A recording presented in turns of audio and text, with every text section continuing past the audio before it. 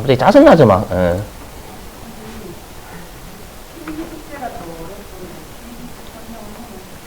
필기 숙제요? 필기 숙제 어떤 거요? 4, 5, 6이요? 어렵다고요? 예? 또 영상, 이건 제가 설명드릴 게 아닌데? 요거는? 잠깐 4번 해볼게요. 왜냐면 감가상각비 그쪽은 어저께 영상을 안 올렸죠, 제가. 보시면 되는데. 자, 볼게요. 4번. 자, 4번 보면, 자, 특정 감가상각 자산에 대해서 전기로부터 시인부조액 30만원이 이월되었다. 우리가 어저께 뭐라고 했었냐면, 감가상각은 끝까지 가면 송금이기 때문에, 알죠? 단기에 시인부조액이 뜨면, 맞죠? 단기에 우리가 과거에 감가상각비 한도 초과가 있어요. 과거에 감가상각비 한도 초과가 있으면, 단기에 시인부조액 범위 내에서 송금을 인정한다라고 했죠. 그죠? 30만원 이월됐대요. 해당 사업연도에 상각부인액 100만원이 발생을 했다면 세무조정과 차기로 이월된 시부액은 이거 거꾸로죠, 여러분들. 우리가 과거에 감가상각비 한도 초과가 떠야 얘가 이월돼가지고 한도 미달액 범위 내에서 송금 산입되는 거잖아요. 맞죠?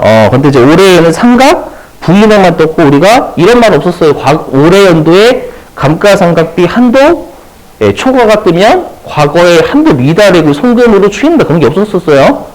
그죠? 그러다 보니까 얘는 세무조액이 그냥 100만원 송금 불산입이 되는 거예요. 네, 되시겠어요? 이렇게.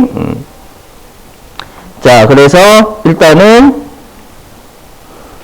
네, 그래서 답이 일단 여러분들 송금 산입이고요. 그죠? 송금 불산입이고, 그 다음에 뭐냐면, 우리가 시행부조액은 여러분 어떻게 처리해요? 송금 산입 마이너스 유보예요? 안 하잖아요, 여러분. 전기에 시행부조액이 떴어도 우리가 한도 미달이니까 여러분 세무조정 안 하죠? 세무조정 안 하죠? 세무조정 안 하니까 올해 그냥 상각부인액만 여러분들 송금 불산입 감가상각비 한도초가 100만원 있는 거잖아요. 그럼 그 100만원만 여러분들 우리가 2월이 되겠죠? 영상을 보시는 게 나을 건데, 이거? 영상을 보시는 게? 그렇죠? 그러니까 반대예요. 우리가 한도 미달이기 때문에 원칙이 세무조정 없잖아요. 맞죠? 그래서 전년도에 한도 미달이기 때문에 세무조정 없으니까 아무것도 2월이 안 돼요, 여러분들. 알죠, 그거? 그 뜻이고, 그 다음에 5번도 마찬가지죠. 5번. 우리가, 자, 가로 1번에 기계장치가 세무조정이 과거에, 우리 X2년도 문제니까, X1년도에 시행부조액이 발생하면 이건 2월 안 되는 거예요. 되세요? 2월 안 돼요. 2월 안 되고, 그 다음에 X2년도에 기계장치 감가상각 세무조정이 10만원의 상각부인액이 발생했죠. 그러면 우리가 기계장치는 X2년도에 감가상각비 한도초가 10만원만 뜨겠죠, 여러분들. 되셨나요? 자, 그 다음에 건물. 자, 가로 2번 건물이 X1년도에 상각부인액이 떴죠. 그러면 우리가 X1년도가 우리 지금 문제에서 X2년도를 단기라고 생각을 하시면 X1년도의 건물은 여러분들 감가상각비 한도 초과가 있죠. 그죠? 자, 근데 X2년도의 건물은 시행부조액이 20만원 발생했어요. 원칙 세무조정 없죠. 근데 건물 같은 경우에는 X2년도에 시행부조액 범위 내에서 과거의 감가상각비 한도 초과를 우리가 송금으로 추인할 수 있는 거잖아요. 되실까요? 그러면 우리가 건물 같은 경우는 추인되니까 결론적으로 송금 산입 10만원 하면 되겠죠, 여러분들. 그래서 답이 이건 1번. 답 1번 맞죠? 이거는 여러분들 감가상각비 그걸로 확인을 하셔야 될 거예요. 알죠? 어저께 했던 거.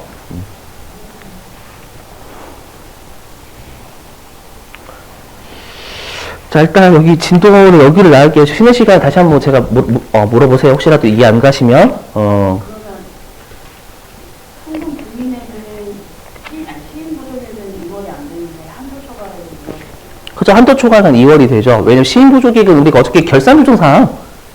결산 조정 사항은 뭐였어요? 회사가 적게 감가상각 계상하면 우리가 세법 결산 조사니까 추정되는 비용이기 때문에 너희들이 생각하는 정답을 적어보라고 했잖아요. 그 인정한다고. 그죠? 그래서 시인 부족액이 뜨면 세무종이 없어요. 회사가 비용 처리한 걸 장부에 그대로 인정하는 거지 강제로 우리가 그 정답되게 만드는 게 아니잖아요. 그죠? 그 생각을 하셔야 돼요. 그 생각. 자, 여기 감가상각 의제 볼게요. 여러분 여기 보시면.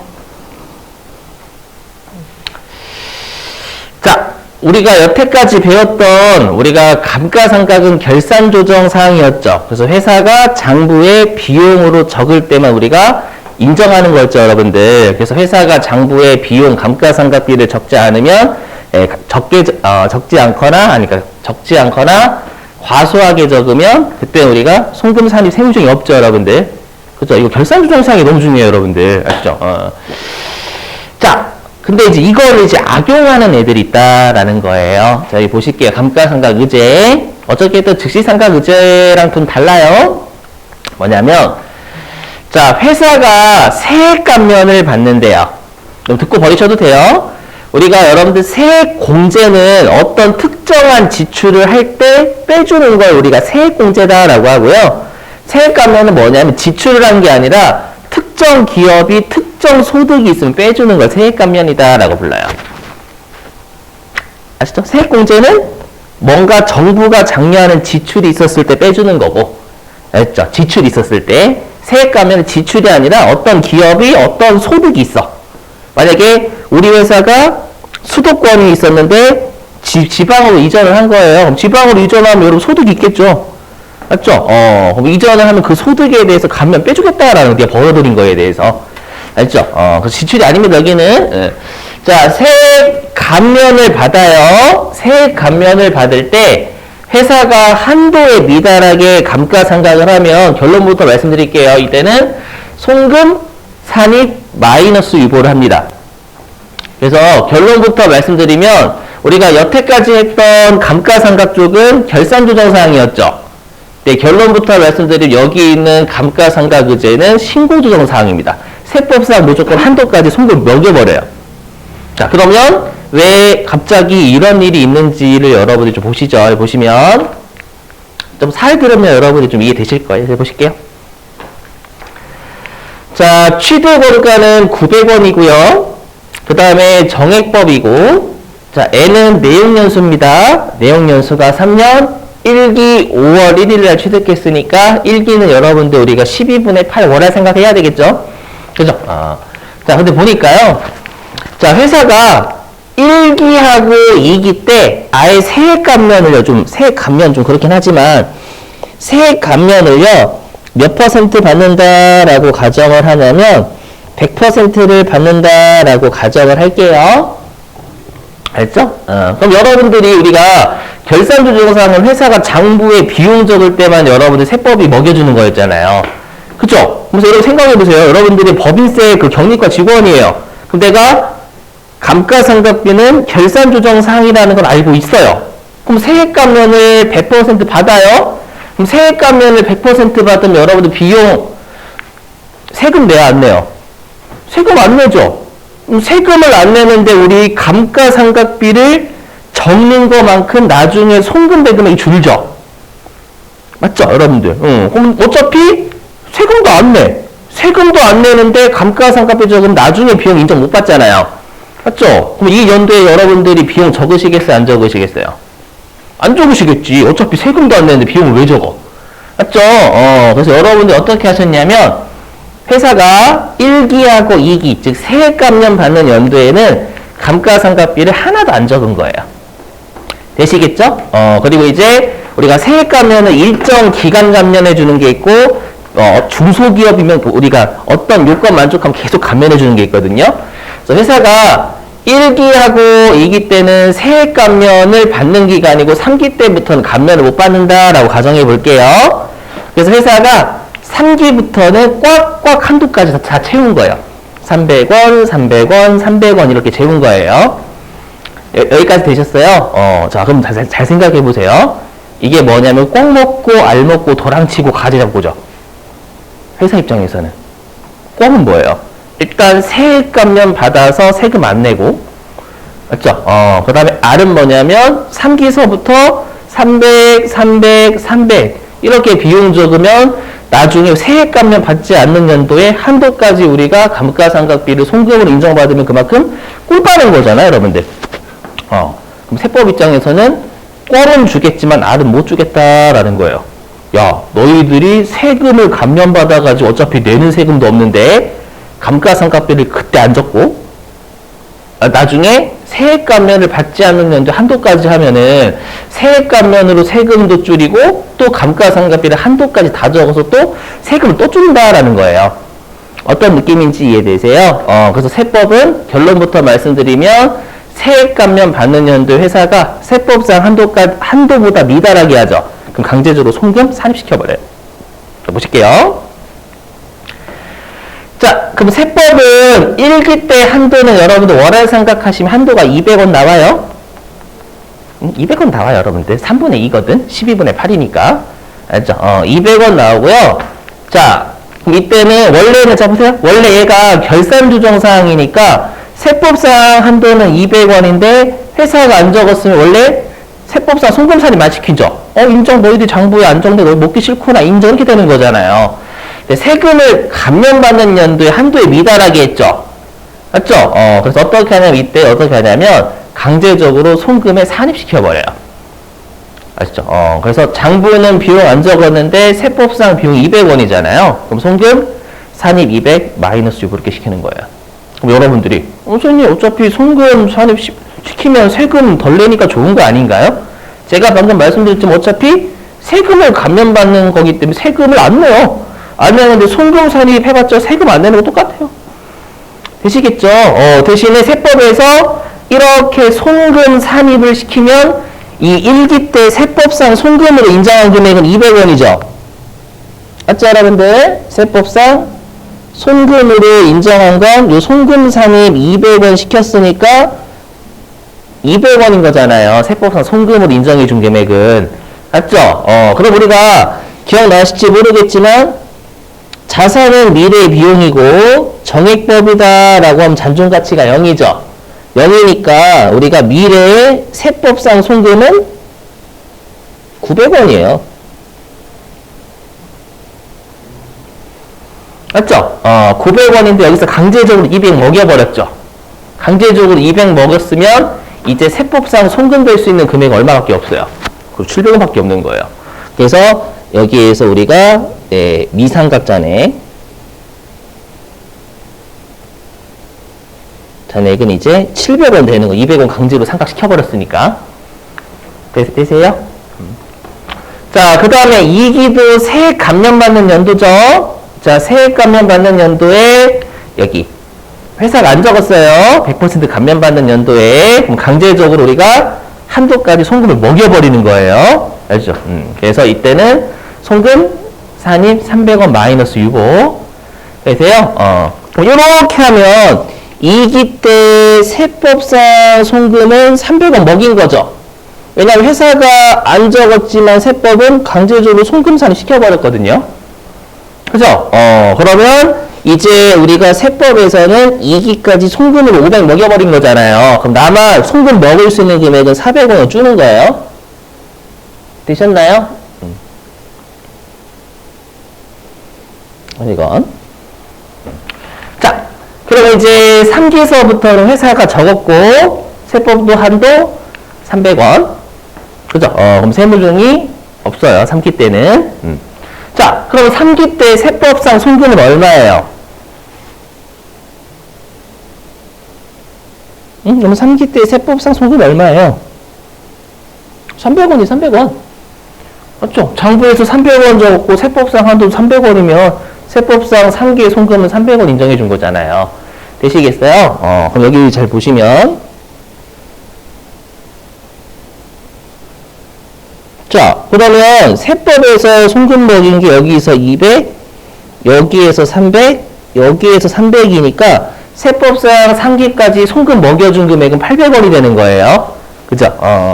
그럼 여기가 미상각 잔액이 100원입니다. 그죠?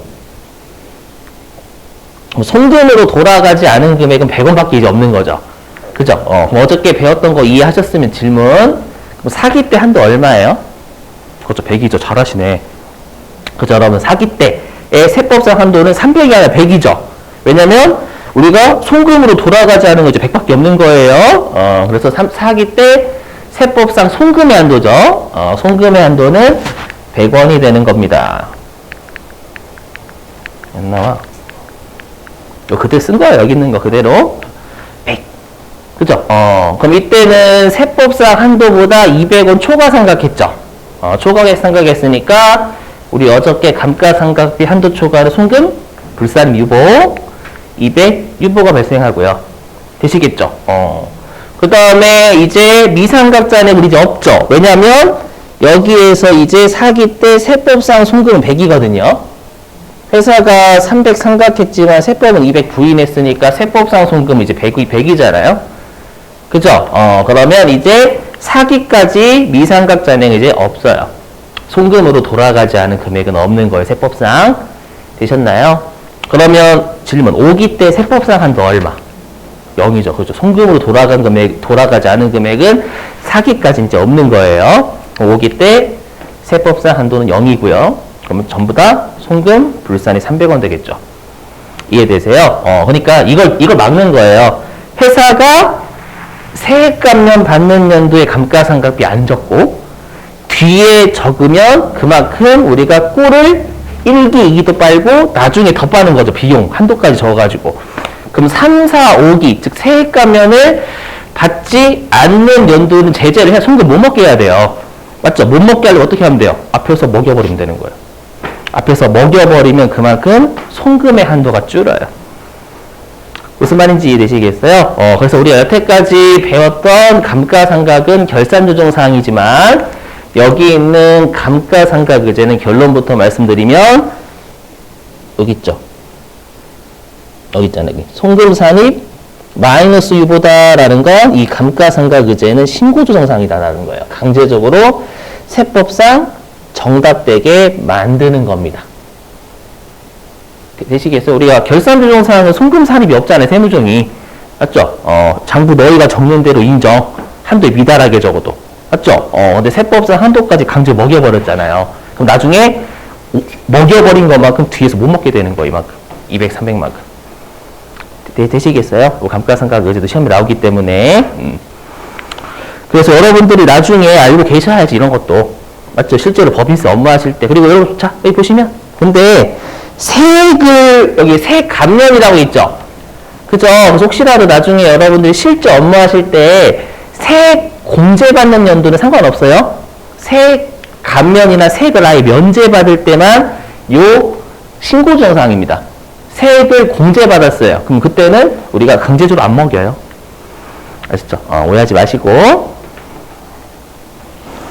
자, 밑줄 좀 칠게요. 자, 212페이지.